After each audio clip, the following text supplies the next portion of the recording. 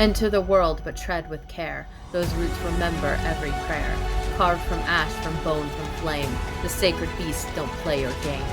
Here change comes, swift on silver wing, with dragonflies that bite and sting. Truth flickers soft and sharp as steel, and every wound must learn to heal. Don't come armed with hollow lore. This world won't let you fake the war.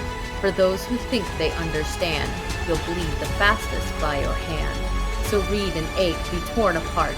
These stories rise from broken hearts. With grit and teeth they scream and soar. You've never known a world like this before.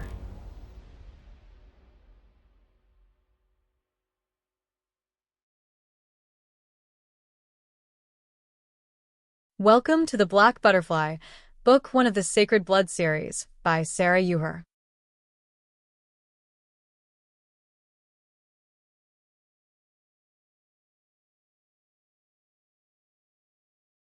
4. New Experiences. Airlias. The inside of the carriage was comfortable if plain. There's no point in having the ride be torturous, Airlias supposed. There were no windows to look at the passing scenery, so she spent most of the time quietly looking at her lap. A woolen blanket was inside for her to keep warm, which she did. The blanket was soft and ordinary, but it provided plenty of warmth. She didn't know how long she was in the carriage. Time passed slowly for her, without telling where the sun was or even how far they had gone. She was left to her own thoughts and fears. Was she going to be presented to one of Lord Frostfang's fledglings? Or to Lord Frostfang himself?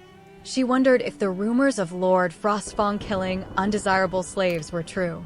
She prayed those rumors were untrue. She prayed that whichever vampire she was to be presented to did not want her, and she could go back to being a simple slave in a kitchen once more. After what seemed like an eternity, she felt the carriage slowed. Shortly after the carriage stopped, Kieran opened the door for her. "We will stay the night here before going to the Winter Manor," he explained as he held out his hand to help her from the carriage. His black hair, with its blood-red highlights, looked pure black in the dark of the night, with only street lights to see by. Airlias nodded, taking his hand as he helped her out. When she touched his hand, a sense of calm flowed over her. The damper's hand was cooler to the touch than a human's, and it always surprised Airlias the few times she had touched a damper's skin. She wondered if vampire skin felt the same, or was it colder? As she stepped onto the ground, Airlias looked around curiously. The sun was setting, casting a reddish tint on the small town. The inn they were at was a 2-story brick building that looked well cared for. The walkway and road in front were cleared of snow, along with the way leading to the stables in the back. A stable hand was already leading the horse and carriage that way to settle them for the night. Airlias couldn't read the writing on the sign that gently swayed in the light breeze, but she studied the picture. Depicted with care was some winged lizard curled up as if asleep. The damper beside her noticed her looking at the sign intently. Kieran chuckled at the look of confusion on Airlias's face. The Dragon's Rest is the name of the inn. The picture is supposed to be Lord Frostfang's dragon, Seraphina. He reached over and settled the hood of Airlias's wool cloak on her head, then led her inside the inn. The warmth of light and music spilled out when he opened the door, and her eyes widened at all the new sights and sounds. Walking inside, she couldn't help but stare in wide-eyed wonder at everything. The common room had tables scattered around with people from the town drinking from mugs, eating from wooden bowls, and chatting amongst themselves. Some were listening to the man at the front of the room playing on a stringed instrument Airlias had never seen before that he strummed while singing. The ones listening to the man sing stamped their feet to his beat. "Oh, Father, have we failed you? Oh, Mother, have you turned your back on us?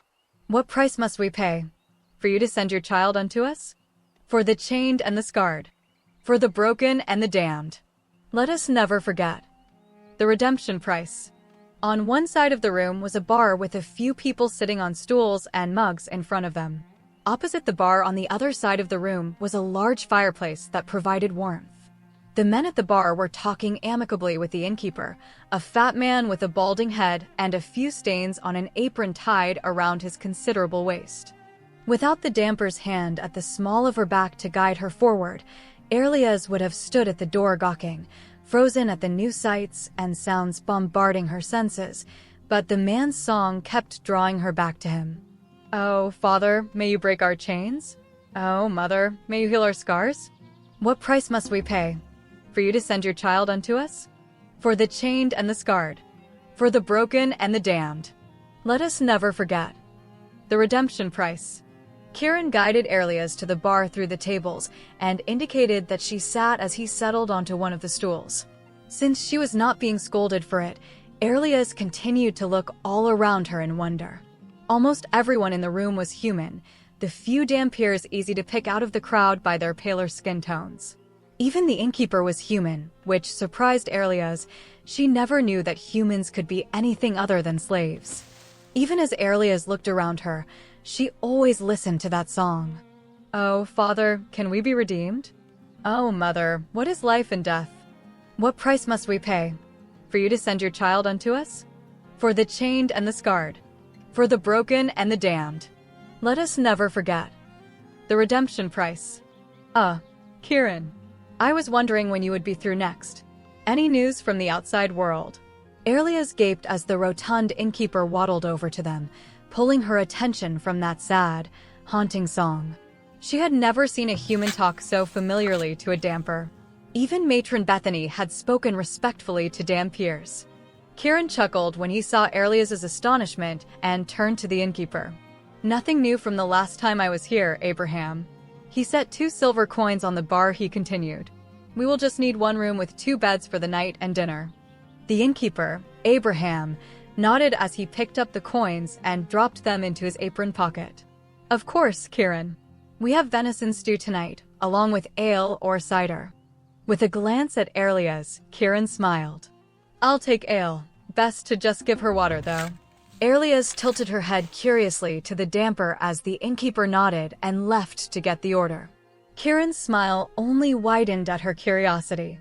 "I don't think you'll hold your ale or cider well, and I'm not getting my hide tanned for bringing in a sick offering."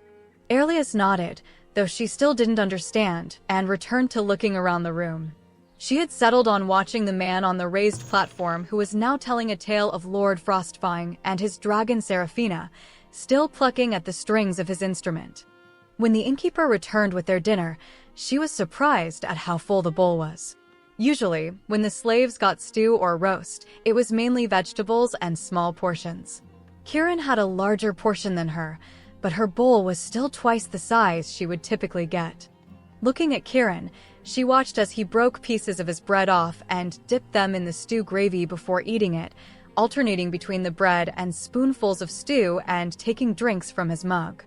Looking down at her bowl, Aerlias broke off a piece of bread and dipped it in before she put it in her mouth and squeaked delightedly at the taste. It was delicious and had a hint of something spicy that she found quite enjoyable. Stirring her spoon through the stew, she saw potatoes, carrots, and some green vegetables she hadn't seen before. She bit into the strange new vegetable and found the source of the spicy taste. Aerlias looked up at Kieran as she held up the spoon with the strange vegetable on it and lightly poked his elbow. Master Kieran?" She spoke hesitantly. Kieran glanced at her and took a drink of ale. "Yes. What is this?" she asked, indicating what she had on her spoon. "That's a pepper. This inn is known for its use of peppers in their stew," he responded before turning back to his food. Aerlias smiled to herself and dug back into her bowl.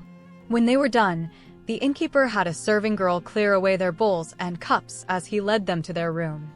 The inn room was small and plain, with a narrow bed on each side. Sitting on one of the beds, she was surprised at how much softer it was than her old cot. She watched Kieran remove his cloak, revealing 2 short swords sheathed at his left side. He wore a simple coat with a plain shirt tucked into dark pants. He took off his belt with the swords and hung them on the headboard of his bed within easy reach. Then he sat on that bed and began to remove his boots. Kieran looked at Aerlias and smiled gently at her. "Get some sleep. We have another day of traveling and should arrive at Winter Manor just after sunset," he said as he laid down and pulled the blanket over him to sleep. Aerlias imitated him and then pulled her blanket over her as she fell asleep in her bed. If she dreamed, she didn't remember. The following day, Kieran woke Aerlias up and they quietly put their cloaks and shoes back on before they headed back down to the common room. The morning sun shone through the windows, and a couple of people sat at tables, eating breakfasts of bread and cheese or leftover stew from the night before. Abraham greeted them as they sat at the bar again. Soon, they had breakfast of bread, eggs, and cheese in front of them with glasses of milk as the innkeeper got the stable boys to ready the carriage and horse. Kieran showed Arlias how to cut a pocket into the bread and put the cheese and eggs inside to eat. She had never had eggs or milk at the barracks. Both were reserved for the damper soldiers that trained there. She smiled at the taste. When it came time to leave, the horse snapped at one of the stable boys before Kieran clicked his tongue and took the reins. Arlias decided she would cherish the memory of her stay at the inn. The ride was much the same as the day before, and she quickly lost track of time as they went. She felt the carriage pull to a stop and could hear muffled voices from outside. Soon, she heard a gate opening, and then the carriage moved again. Soon, the carriage pulled to another complete stop. Arlias couldn't help but fidget as she waited. All her fearful thoughts when she saw General Maverick pull the red card from the envelope came rushing back to her, destroying the calm feeling Kieran had built for her with their stay at the inn. A yelp escaped her as Kieran opened the door to help her. He smiled sympathetically at her as he helped her out. A female damper in a maid's uniform waited patiently to the side. The courtyard they had pulled into was in the back and to the side of a large manor built into a cradle in the mountains. From what Arlias could see, the manor looked massive, much larger than the damper barracks she had lived and grown up in. Instead of dirt, Arlias stepped onto well-crafted paving stones cleared of snow.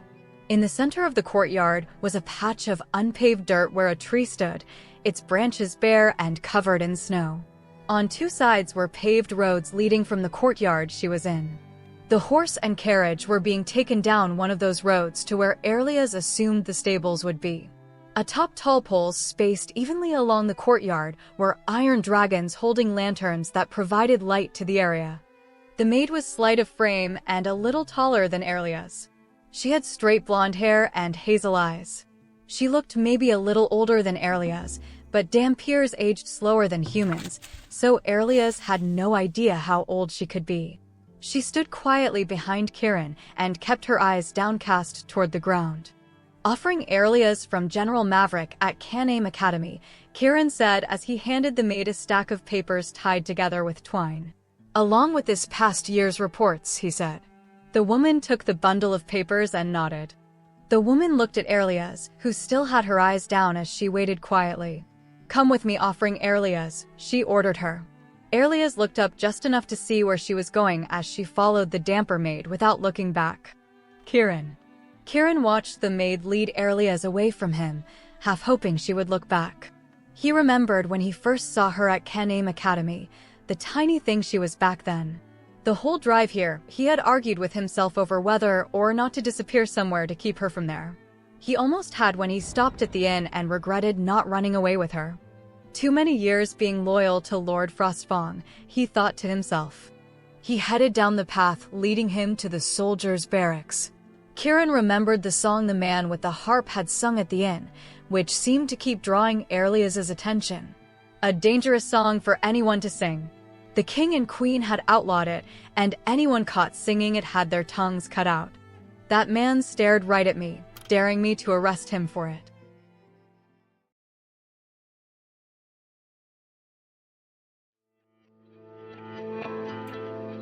O Father, have we failed you? O Mother, have you turned your back on us? What price must we pay for you to send your child unto us? For the chained and the scarred, for the broken and the damned, let us never forget the redemption price.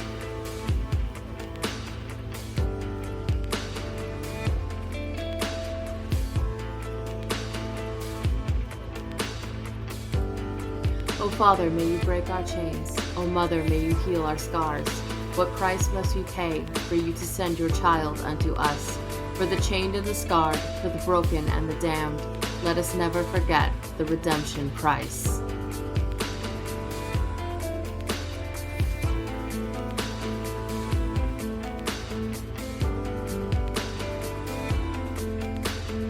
O Father, can we be redeemed? O mother, what is life and death? What price must be paid for you to send your child unto us? For the chained and the scarred, for the broken and the damned, let us never forget the redemption price.